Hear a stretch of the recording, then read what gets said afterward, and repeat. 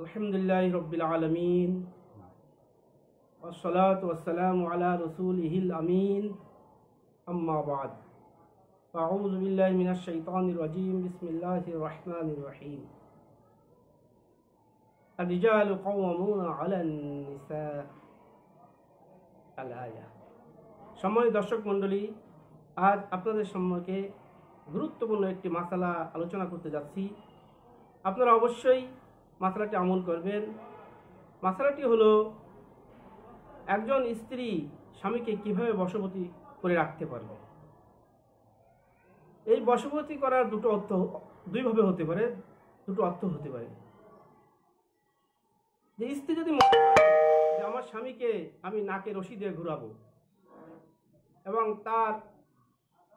সে আমার কথা মতো চলবে, উঠবে, বসবে, এমন যদি মনে করা হয়, তাহলে এই মনে করাটা শরীয়ত সমর্থন করে না, এটা সম্পূর্ণ নাজায়েজ।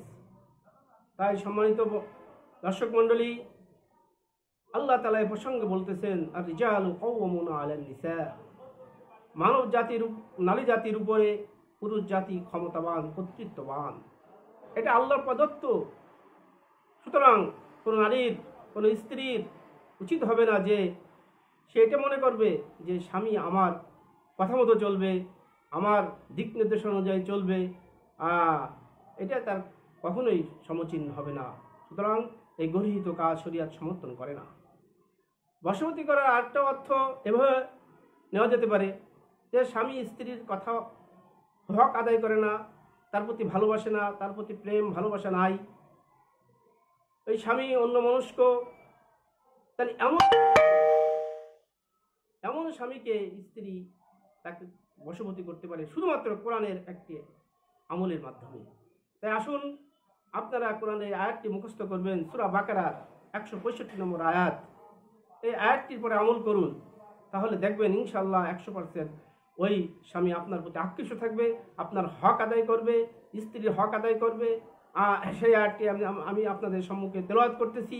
আল্লাহ তাআলা বলতেছেন, ওয়ামিনান নাসি মান ইয়াত্তাখিযু মিন দুনিল্লাহি আনদাদা ইউহিব্বুনাহুম কাহুব্বিল্লাহ ওয়াল্লাযীনা আমানু আশাদ্দু হুব্বান লিল্লাহ ওয়ালাউ ইয়ারাল্লাযীনা যালামু আন্নাল কুওয়াতা ওয়ালাউ ইয়ারাল্লাযীনা যালামু ইয ইয়ারাউনাল আযাব আন্নাল কুওয়াতা লিল্লাহি জামিআ ওয়া আন্নাল্লাহা শাদীদুল আযাব।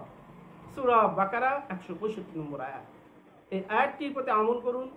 এই আয়াতটি কোনো মিষ্টি দ্রব্যের উপরে ফু দিয়ে যদি এই স্বামীকে খাওয়াতে পারেন, তাহলে অবশ্যই ইনশাআল্লাহ ওই স্বামী, যে স্বামী আপনার প্রতি ভালোবাসে না, আপনার হক আদায় করে না, অন্য মানুষকেও সেই স্বামী আপনার প্রতি আকৃষ্ট থাকবে, আপনার হক আদায় করবে, স্ত্রীর হক আদায় করবে, আর আপনার প্রেম ভালোবাসাতে ভরপুর করে রাখবে। তাই আসুন এই আয়াতের পরে আমল করুন, আল্লাহর পরে দৃঢ় বিশ্বাস করে।